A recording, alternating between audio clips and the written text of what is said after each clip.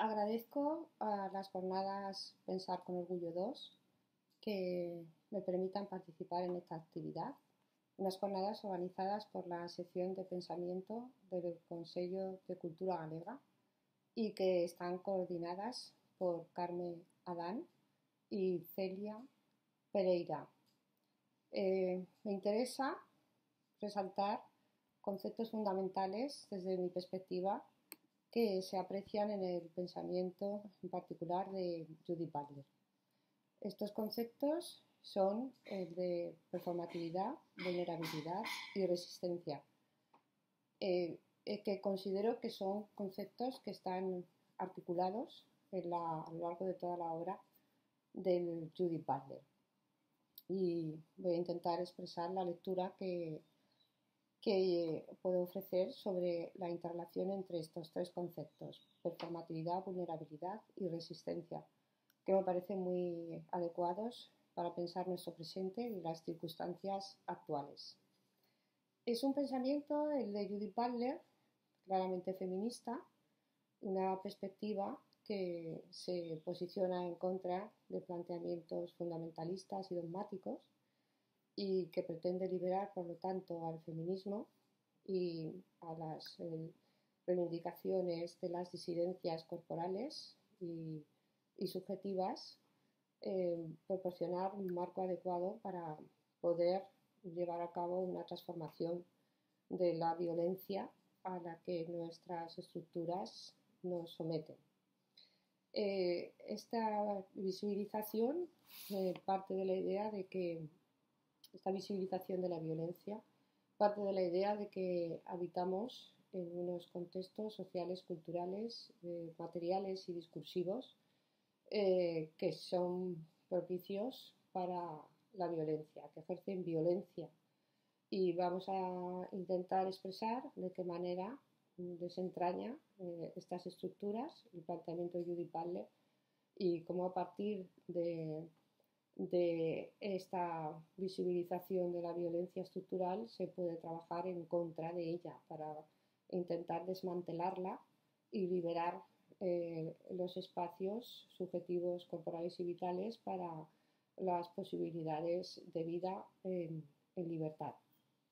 El pensamiento sobre la performatividad caracteriza toda la obra de Judith Butler. Es una cuestión clave y central que hay que intentar desentrañar para poder aproximarnos a las propuestas más interesantes que nos ofrece. Con su planteamiento sobre la performatividad, el suyo particular, porque hay diferentes maneras de plantear la performatividad según las diferentes autoras, ¿no? Hay distintas propuestas sobre cómo entender la performatividad, cómo actúa, qué implica, ¿no? Y qué efectos tiene la performatividad. En el caso de Judith Butler, la performatividad intenta explicitar un modo de emerger en contextos sociales, materiales y discursivos, ¿no? Emerger dentro de estos contextos de una manera abierta, ¿no? De una manera flexible y de una manera en la que al mismo tiempo se combina una cierta dimensión de pasividad con una clara dimensión de actividad. La pasividad y la actividad están totalmente interrelacionadas dentro del modo de conceptualizar la performatividad que nos proporciona Judith Butler. O dicho de otra manera, la libertad con situaciones de no libertad, con situaciones no elegidas que se nos imponen, sin que podamos decidir sobre ellas. Por lo tanto, la performatividad indica que no somos subjetividades ni corporalidades que podamos considerarnos sostenidas por una dimensión fundamental. No somos sustancias ya previamente configuradas de algún modo, no tenemos un núcleo claro, punto de partida, origen indiscutible a partir del cual podamos manifestarnos, ¿no? Ni sobre el que se pueda ejercer ejercicios de violencia o de constricción, sino que la performatividad indica que son los propios procesos reiterativos en los cuales siempre las personas desde el principio de nuestra vida nos vemos inmersas, Son esos contextos los que permiten que vayamos emergiendo en una situación siempre abierta, ¿no? Siempre abierta y siempre sometida a la posibilidad de resignificación o de alteración o de transformación. Esto que llamamos sexo, género y sexualidad no está dado de antemano, no está inscrito en un lugar concreto, ni orgánico corporal, ni por supuesto genital, ni tampoco en algún lugar psíquico previamente ya instituido o configurado, sino que el sexo, el género y la sexualidad se van a ir conformando y en esa conformación nos van a ir tejiendo y posibilitando nuestra emergencia como sujetos corporales, subjetividades insertas, articuladas con una corporalidad. Se discute la idea de que el sexo es una realidad natural, previamente ya dada.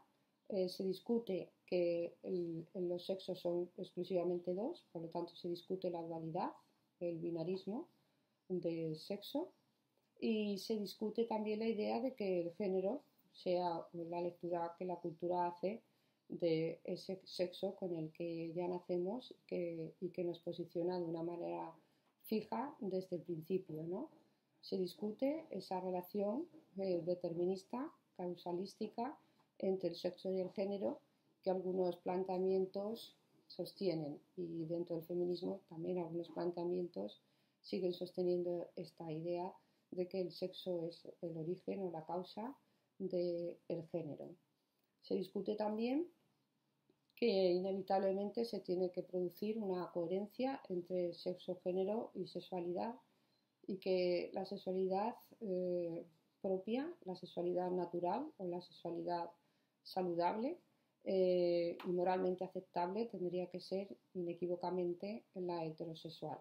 Se discute, por lo tanto, que necesariamente tengamos que obtener emergencia y reconocimiento, inteligibilidad, a partir de eso que Judith Butler llama matriz heterosexual, y que también podríamos denominar como una matriz o un marco de reconocimiento cis heteronormativo o cis heterosexual. Evidentemente este contexto cis heteronormativo o cis heterosexual está ahí, ¿no?, funcionando en nuestra cultura occidental, pero no es un contexto que necesariamente nos tenga que determinar y al que necesariamente nos tengamos que ajustar para poder tener una vida posible y para poder obtener un reconocimiento. Que esto es lo que nos va a mostrar el planteamiento de Judith Butler. Para ella, por lo tanto, el sexo, el género y la sexualidad se van generando performativamente a partir de una serie de procesos que están siempre activos y que son repetitivos y que además llevan a cabo, junto con estos procesos repetitivos, una serie de ejercicios de exclusión, de rechazo o de marginación. Cuando venimos al mundo empiezan a funcionar, empiezan a trabajar estas normas de género insertas en la matriz cis heteronormativa o cis heterosexual. Empiezan a trabajar estas normas de género y en este trabajo que realizan performativo se nos va a ir imponiendo la idea de que nuestra corporalidad lleva inscrita un sexo, que a ese sexo le corresponde un género y siempre dentro de un contexto heterosexualizado, ¿no? Se nos impone la idea, por lo tanto, de que si se nos asigna el sexo mujer, nuestro género tiene que ser femenino y nuestro deseo siempre hacia las personas del otro distinto sexo-género asignado.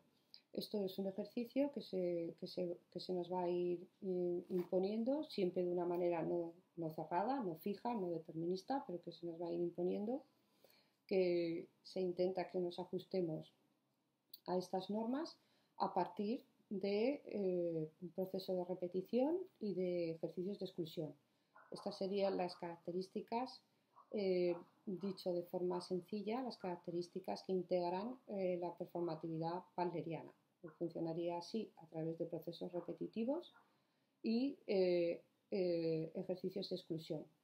De tal manera que si se nos asigna el sexo mujer y por lo tanto el género femenino, se nos está al mismo tiempo excluyendo la posibilidad de inscribirnos en otro sexo o género y adoptar otras prácticas y otros deseos que no sean los normativos heterosexuales. Pero como este ejercicio que llevan a cabo las normas de género es un ejercicio que requiere necesariamente la repetición incesante, que nunca concluye, que ocupa toda nuestra trayectoria vital y al mismo tiempo requiere ejercicios de exclusión, esto implica que este proceso de acción performativa está siempre abierto a la transgresión, a la innovación, a la transformación. Porque efectivamente, si para ir emergiendo como subjetividades sexualizadas, generizadas y sexuadas, se requiere la repetición constante y esta repetición no es mecánica, sino que siempre produce desplazamientos por la propia dinámica de la repetición. Esto implica, como digo, que en estos ejercicios repetitivos en los que habitamos y que es imposible no dejar de llevar a cabo, en estos ejercicios repetitivos siempre se van a producir ciertas modificaciones o ciertos desplazamientos por la propia dinámica de la repetición, que nunca logra la identidad cerrada ni la mismidad absoluta, no es un ejercicio mecánico. Estos desplazamientos o resignificaciones o estas resistencias pueden ser intencionales si queremos explícitamente resistirnos a los criterios de las normas de género, pero también se producen sin necesidad de que sean motivadas intencionalmente, simplemente por la propia dinámica, ¿no?, de la repetición, como digo. Y al mismo tiempo, como se exige excluir aquellas otras posibilidades que la ley dicta que no son las propias, las adecuadas según el sexo asignado, como se nos exige excluir, pero estas exclusiones que realizamos no están en un afuera absoluto, sino que forman parte, están en los márgenes de aquello que se nos exige cumplir, efectivamente son lugares, lo excluido, lo marginado, son lugares de subversión claramente potentes, ¿no?, porque intervienen, se introducen dentro, ¿no?, de nuestros propios ejercicios de repetición, aunque explícitamente no sea nuestra intención, pero se introducen, no se puede impedir de forma absoluta y entonces alteran la propia categoría que puede ser que nos empeñamos en habitar y en performar y en manifestar. El lugar de lo excluido es un lugar de potente subversión y de transformación, un lugar de rebeldía, un lugar abierto con una clara potencialidad, como digo, para desbaratar o para desmantelar estas normas de género, este marco tan violento que puede ser denominado como cis heteronormativo, patriarcal, supremacista, blanco, ¿no?, y capitalista. De acuerdo con esta idea, para Butler, la performatividad que actúa de acuerdo con las normas de género fracasa. Ella resalta, ¿no?, la potencialidad positiva del fracaso del ejercicio performativo que llevan a cabo las normas de género. Que fracasen implican que hay otras posibilidades de vida y que no siempre nos tenemos que ajustar a la ley, sino al contrario, ¿no?, que podemos estar en el mundo de una forma no normativa y que de hecho esto sucede, no es solo una posibilidad, sino una realidad, como muestran todas las corporalidades y subjetividades disidentes, ¿no? Que no se cierran, que no intentan reproducir mm, las categorías establecidas por las normas de género. Este fracaso es esperanzador, prometedor y implica precisamente la apertura, la posibilidad de resistencia y de rebeldía. O sea, esta es una manera de entender el fracaso de la performatividad que desde luego es positiva y que podemos utilizar como un elemento de lucha y de resistencia y de rebeldía. Por otro lado, claro, el fracaso de la performatividad, si lo entendemos en una dimensión ya más personal, que queremos actuar de acuerdo con unas categorías identitarias no normativas y esa manera de posicionarnos no normativa, esa disidencia que habitamos, no consigue ser reconocida, no consigue obtener legitimidad. En ese sentido, el fracaso de aquello que performamos sería algo que tiene una dimensión negativa, porque efectivamente provoca violencia y provoca habitar en un lugar de ontología incierta, ¿no? En un lugar difícil de no reconocimiento. Por lo tanto, esta idea del fracaso de la performatividad tiene esta doble dimensión, por un lado afirmativa, que nos abre la posibilidad de no cumplir y de poder vivir legítimamente al margen de las normas de género, pero por otro lado tiene esta otra dimensión más problemática, que es la que hay que resistir. Esa otra dimensión es la que hay que resistir, que es la de que si vivimos al margen, los márgenes en la disidencia, no vamos a ser vidas, ni cuerpos, ni subjetividades reconocidas y aceptadas ni celebradas, ¿no? Esta es la dimensión problemática que hay que discutir y que hay que resistir. Siempre en el planteamiento de Butler los elementos se combinan de forma ambivalente y siempre hay una dimensión más afirmativa junto con otra dimensión que es oscura y que es problemática y que hay que estar constantemente discutiendo. La performatividad, también en el planteamiento de Butler, expresa una ambivalencia que quiero resaltar, en la que se observa cómo se entreteje la dimensión activa con la dimensión pasiva. Ambas dimensiones que nos constituyen están entrelazadas, como digo. En principio parece que la acción performativa proviene desde un exterior, desde el marco normativo, cultural, discursivo, material, y también desde esas otras personas que nos rodean, que están en el mundo cuando venimos a él, ¿no? Desde esas otras personas que de alguna manera se entretejen, ¿no? Con nuestras posibilidades de emergencia. Parece que la performatividad actúa desde ese ámbito exterior y sería, por lo tanto, una acción performativa que implicaría una pasividad por parte del individuo que viene al mundo y que va formándose en él. Pero la problemática de Butler, el pensamiento de Butler, incide en que esa dimensión que indica una cierta pasividad que nos conforma, siempre está entretejida con la actividad que tenemos abierta, ¿no? La actividad se entreteje con esa pasividad, de manera que aunque se nos interpele performativamente, al mismo tiempo en esa interpelación que se ejerce sobre cada individuo, al mismo tiempo digo, el individuo concreto afecta también a la interpelación recibida, reacciona de una manera activa ante esa interpelación que se vierte sobre el individuo. Se combina, ¿no?, la recepción de la interpelación con la acción del individuo sobre la interpelación recibida.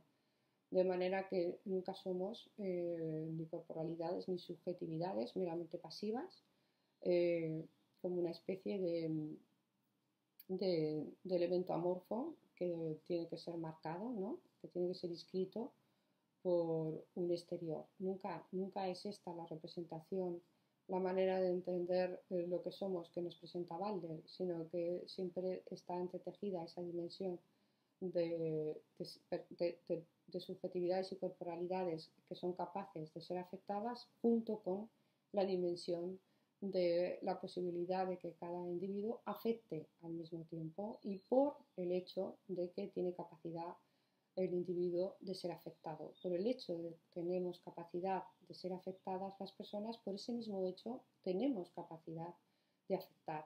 Ambas capacidades están totalmente en una relación de interdependencia o de co-constitución.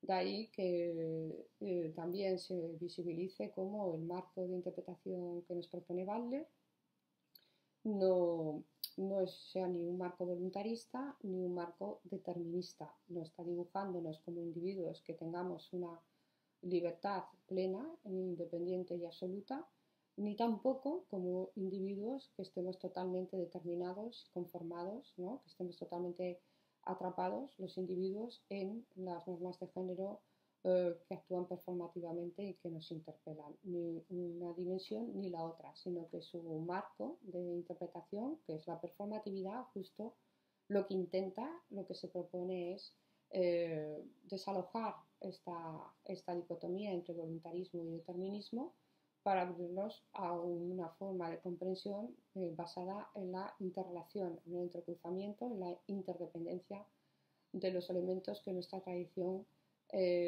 nos prescribe como claramente diferenciados y como claramente binarios y opuestos, ¿no? En una situación de dualismo en el que los elementos que están insertos en cada grupo se oponen unos a otros de manera irreconciliable. En este marco performativo que Butler nos propone, basado sobre todo en la interrelación, en el entrecruzamiento y en la interdependencia, como digo, las categorías de sexo y género actúan también de esta manera. Son categorías que se generan y que nos van generando performativamente y que están en una relación de co-constitución. Se constituyen mutuamente. No son lo mismo el sexo y el género, no son lo mismo, ¿no? Cada categoría en nuestra cultura tiene un efecto que podemos diferenciar, que podemos analizar, pero evidentemente se conforman en interacción, no están separadas las categorías completamente, nunca tienen vida por separado, sino que siempre se conforman, ¿no? Ambas se conforman en interdependencia, no se pueden dar la una sin la otra en nuestro mundo, ¿no? En nuestro mundo actual podría ser, ¿no?, que en otras circunstancias, en otro contexto, el funcionamiento de las categorías fuera otro distinto, pero en el contexto en el que habitamos, estas categorías, sexo y género, configuran, ¿no?, configuran ejes de inteligibilidad, ejes de emergencia, y por lo tanto, aunque de alguna manera estén atravesadas por elementos sociales, culturales y discursivos, de alguna manera podríamos entender como categorías ficticias, no naturales, sí, podemos entenderlas así. Eso no significa que puedan ser suprimibles, que podamos habitar al margen de esas categorías, ¿no? Tienen efectos, y entre los efectos de esas categorías es el de posibilitarnos nuestra emergencia, ¿no? Posibilitar que vayamos configurándonos como subjetividades y como cuerpos, y por lo tanto no podemos prescindir de ellas. Lo que realiza Butler es un planteamiento diferenciador con respecto a los marcos patriarcales cis heteronormativos violentos, un planteamiento diferenciador y un planteamiento que las flexibiliza y que nos permite de alguna forma reconocer la multiplicidad, las interconexiones atípicas, anómalas entre esas categorías, ¿no? Y por lo tanto que nos puede permitir habitar el mundo de un modo mucho más afirmativo, mucho más posibilitador y en cierto sentido mucho más libre, sobre todo para las personas que están en los lugares más marginados y más excluidos, que en el caso que nos ocupa se tratarían de las disidencias corporales y identitarias, corporales y subjetivas, ¿no? Las formas de vida corporal y subjetivamente disidentes, consideradas como rechazables, como anómalas y como incluso incorrectas, como fallidas y como moralmente, ¿no? Moralmente cuestionables. Vale pretende abrir un marco de reconocimiento para estas distintas posibilidades de vidas que ya estamos en el mundo y que recibimos ejercicios de exclusión y violencia particularmente cruentos, ¿no?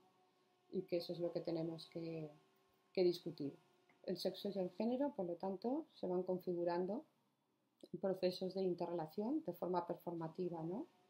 Y en relación con sus análisis sobre los procesos de materialización corporal, Vale incide en cómo el cuerpo no es algo ya dado de antemano, no podemos tomarlo como punto de partida incuestionable, a partir del cual se puede sostener nuestras categorías de sexo, género y sexualidad, sino que de lo que se trata es de investigar los procesos de materialización corporal, los procesos a partir de los cuales se configura, se conforma eso que llamamos cuerpo, ¿no? Y en esos procesos de conformación de materialización corporal intervienen el sexo, el género y la sexualidad junto con otras categorías, como pueden ser la racialización o el capacitismo, efectivamente. Pero si nos atenemos a las categorías de sexo, género y sexualidad, vemos que forman parte fundamental en nuestros procesos de materialización corporal y en particular la categoría de sexo. La categoría de sexo es una categoría que actúa performativamente para establecer nuestra conformación corporal, pero que, como digo, es una categoría que podemos resistir, que resistimos y que la ley del sexo que pretende imponerse sobre los individuos falla, no siempre consigue consolidar, ¿no? Consolidar un sexo de manera fijo y normativo, en absoluto. Estas articulaciones entre sexo, género y sexualidad en los procesos de materialización corporal, lo que indican es que, según los análisis de Butler, lo que indican es que con la categoría sexo, nuestra cultura lo que pretende es naturalizar, dar un carácter ontológico inmutable a lo que son procesos culturales o a lo que son normas de género. Por eso ella incide en aludir a que a través de la categoría sexo se pretende naturalizar el género, ¿no? Naturalizar el género, para establecer el sexo como algo independiente y previo al género y que por lo tanto como un lugar natural, pero es en realidad el género, las normas de género que trabajan performativamente, las que hacen emerger esa idea de que hay un sexo previo, independiente, anterior y que ese sexo es natural, fijo, incuestionable y origen, ¿no? Origen y punto de partida. Butler discute esta idea del origen, esta idea de que haya un lugar de lo natural y por lo tanto discute también que otras posibilidades sean copias, ¿no? Copias fallidas, más o menos fallidas, de ese origen, de ese elemento originario que en nuestra cultura nos hace pensar que se da de antemano, pero que es un ejercicio cultural, según los análisis de Butler, que pretende inmovilizarnos y minimizar nuestras posibilidades de agencia, de transformación y de resistencia. Y esto hay que desvelar estos ejercicios de encubrimiento, de ocultación que nuestra cultura realiza para poder cuestionarlos y para poder transformar la cultura y nuestras formas de estar en ella.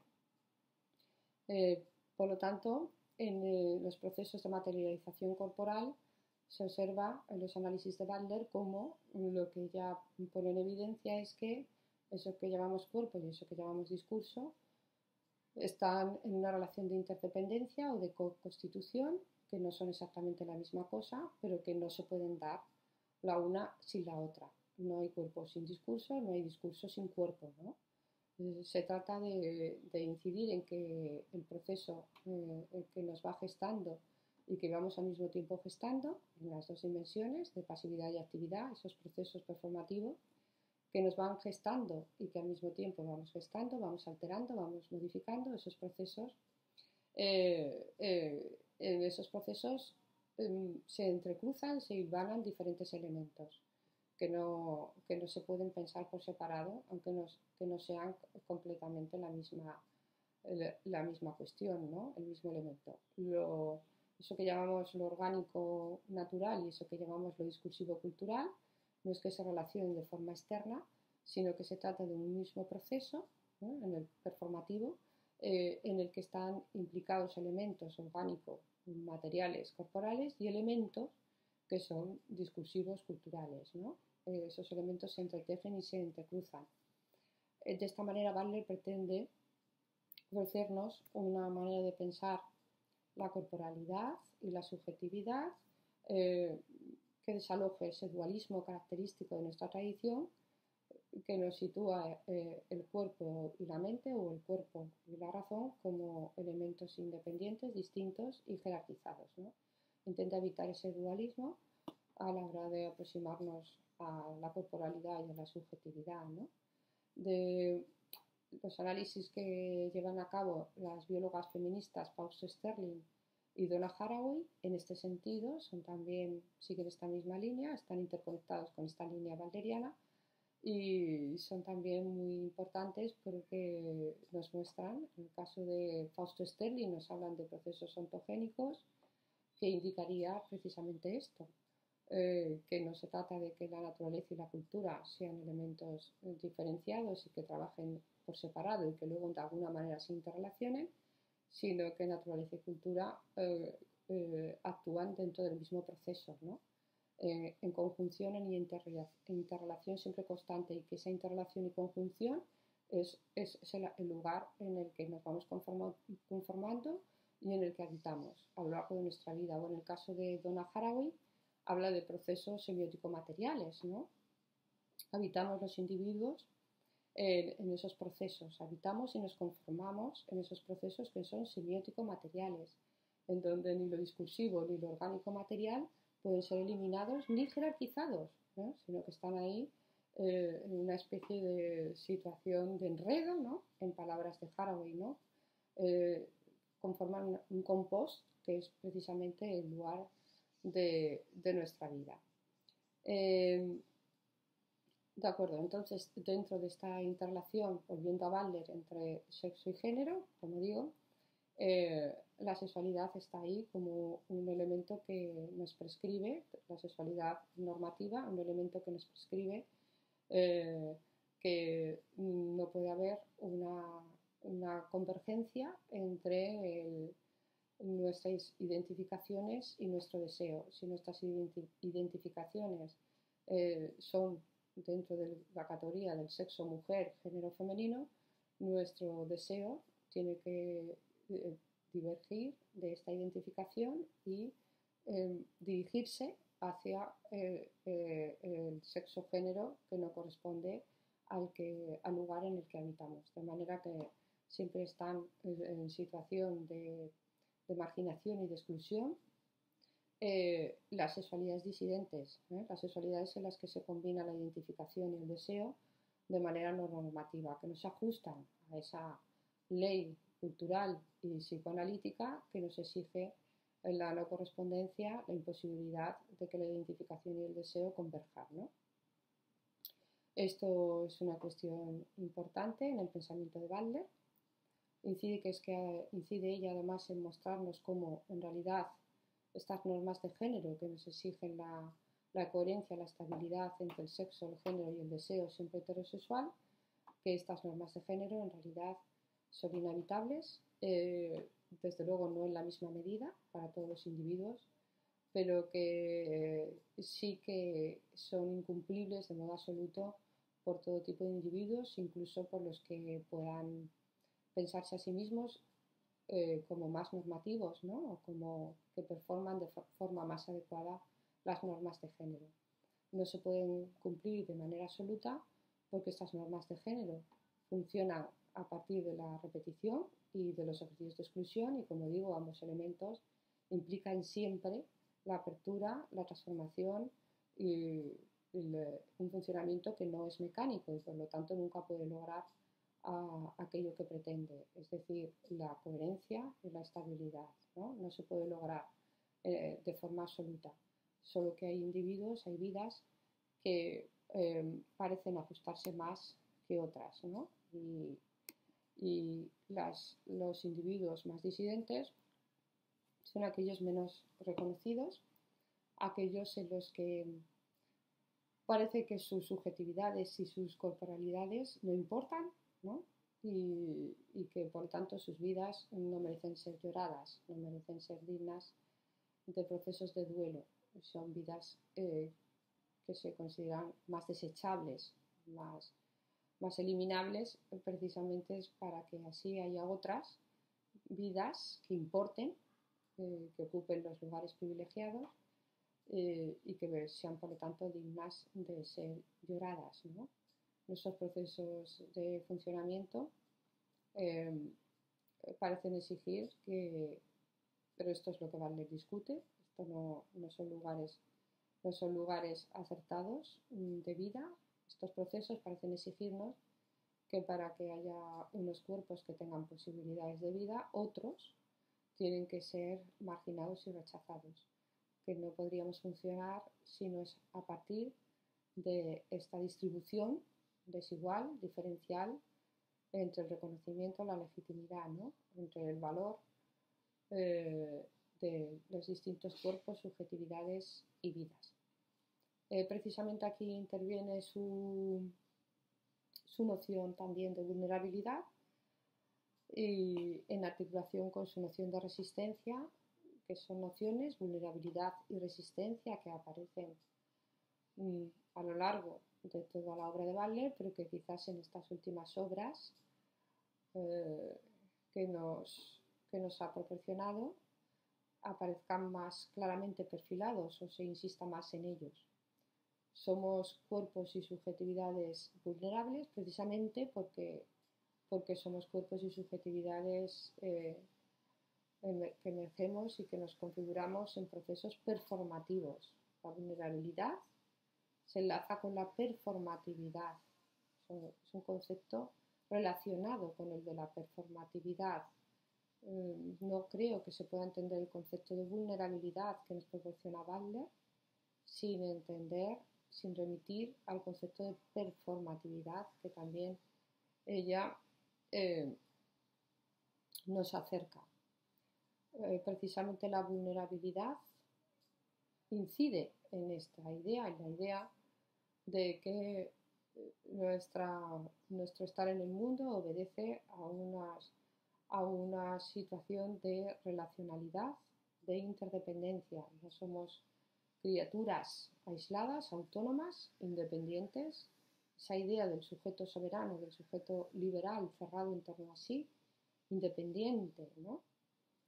Es una idea que Butler discute, que es una idea violenta y que efectivamente hay que intentar desplazarla, ¿no? Para situarnos en esta idea de la vulnerabilidad que remite a la interdependencia, ¿no?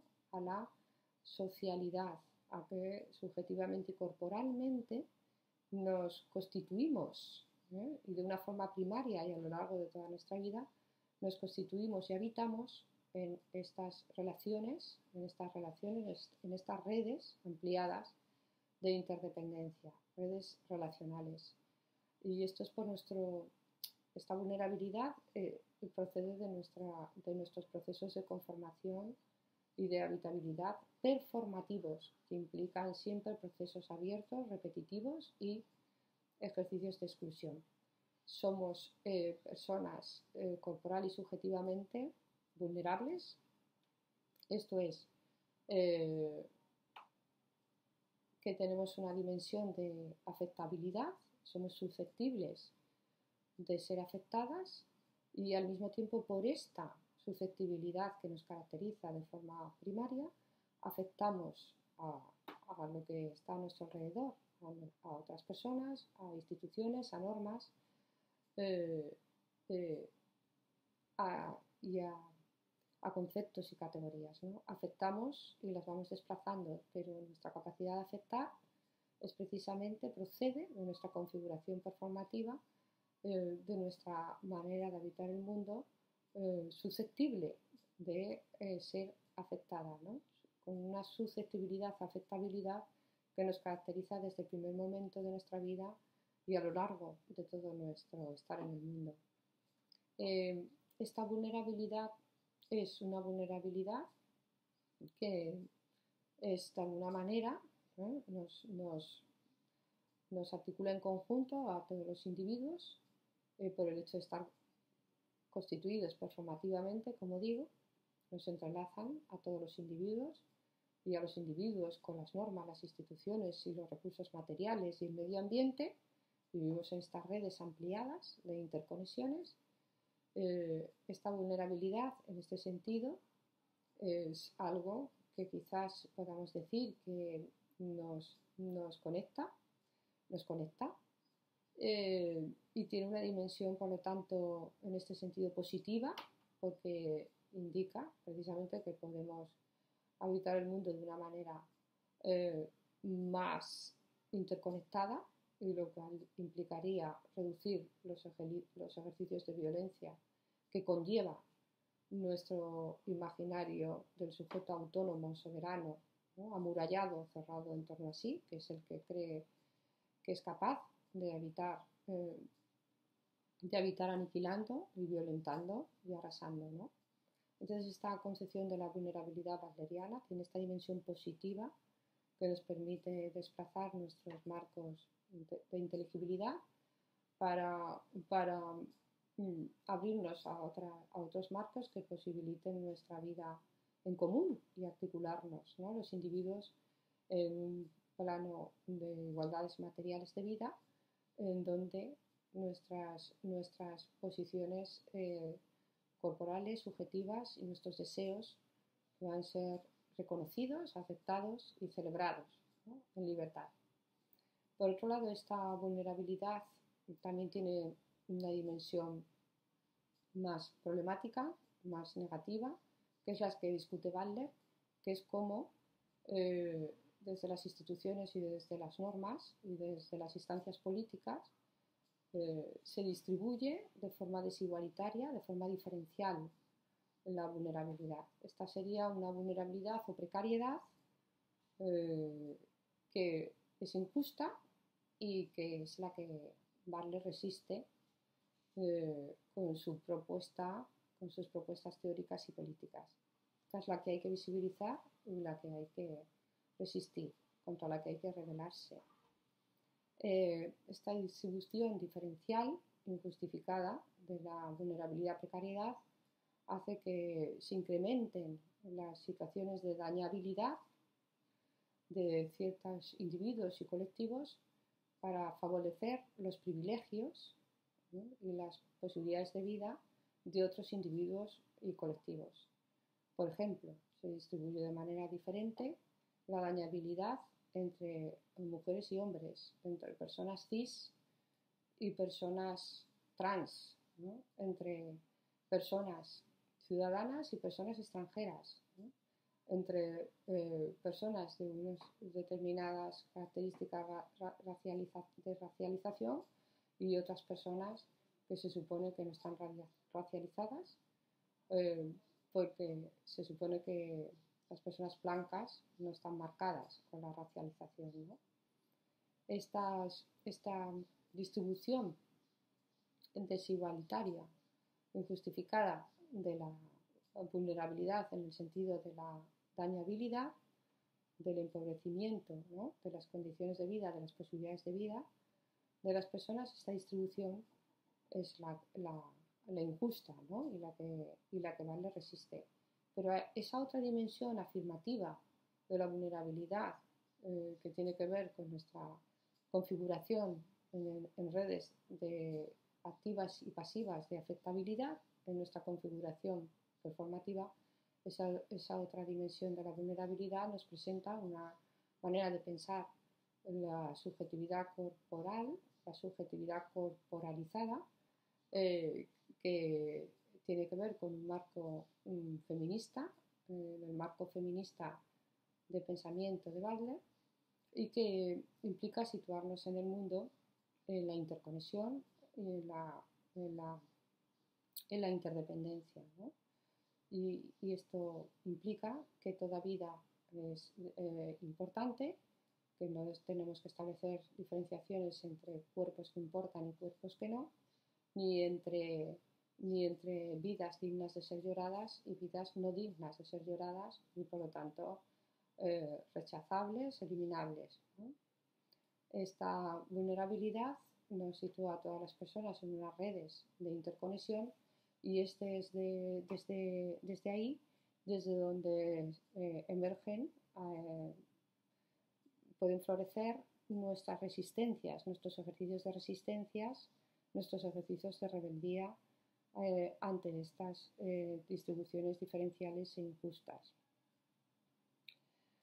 Efectivamente, la resistencia, tal como la concibe Butler, es una resistencia no contra la vulnerabilidad, no resistimos la vulnerabilidad, sino que es una resistencia que emerge, que actúa, que habita en nuestra dimensión de vulnerabilidad, en esa dimensión positiva de la vulnerabilidad entendida, conceptualizada de manera positiva, que remite a nuestra interdependencia y a nuestra interconexión.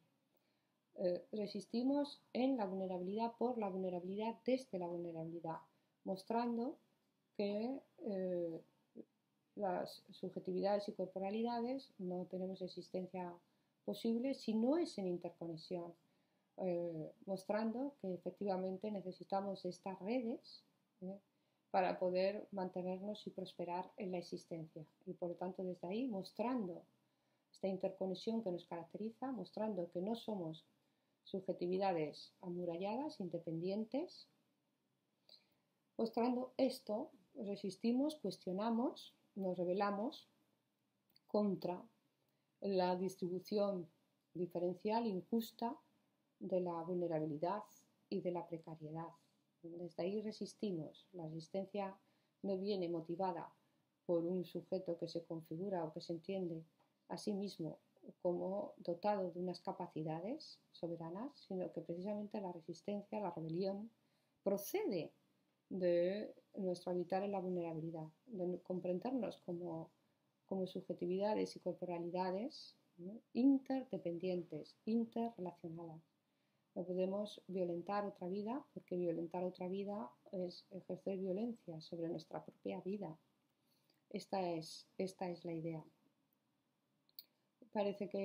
Considero que es una idea realmente importante y que nos permite posibilidades de acción y que nos permite, ¿no?, reivindicar el valor positivo de las disidencias corporales y sexuales. Las disidencias corporales, sexuales y las disidencias identitarias habitamos en redes de interconexión, de interdependencia, ¿no?, con las subjetividades, corporalidades y sexualidades que no manifiestan esta disidencia, que parecen ajustarse más a la norma y que por lo tanto todas se requieren y todas deberían ser reconocidas, ser inteligibles y no solo toleradas, no, esto es insuficiente, sino celebradas. Toda posición de corporalidad, de subjetividad, de identidad y de deseo tiene que ser celebrada, tiene que ser digna, ¿no?, digna de ser reconocida y de ser amada. Y como ya nos comentaba Monique Wittig, en particular en algunos de sus ensayos teóricos, el punto de vista particular, universal, es uno de sus ensayos que incide en esto. Como ya nos decía Wittig, entonces, cualquier modo de estar en el mundo, incluso esas maneras de habitar el mundo que se pueden considerar más marginales, más excluidas, más disidentes, tienen que poder ser representación del humano, tienen que poder acceder a lo universal. Es decir, acceder a lo universal significa, en el caso de Wittig, ser lugares de representación del humano, ¿no?, no solo representa al humano, no solo ocupa el lugar del universal, la subjetividad y corporalidad privilegiada. Esto es un ejercicio de opresión para el resto, ¿no? De modos de estar en el mundo. Hay que abrir lo universal para multiplicarlo, para que cualquier modo de estar en el mundo no solo tenga que ser reconocido, sino, como digo, celebrado, pueda constituir una representación del humano. Esto es también, desde su concepción de la performatividad, vulnerabilidad y resistencia, hacia lo que nos conduce el pensamiento de Butler. Y en este sentido creo que es un pensamiento muy potente para reivindicar el valor de resistencia y de rebeldía, de transformación de las disidencias y sobre todo también para ubicar las disidencias en una dimensión que reconozca que su lugar afirmativo, que las disidencias deben ser celebradas, como digo. Gracias.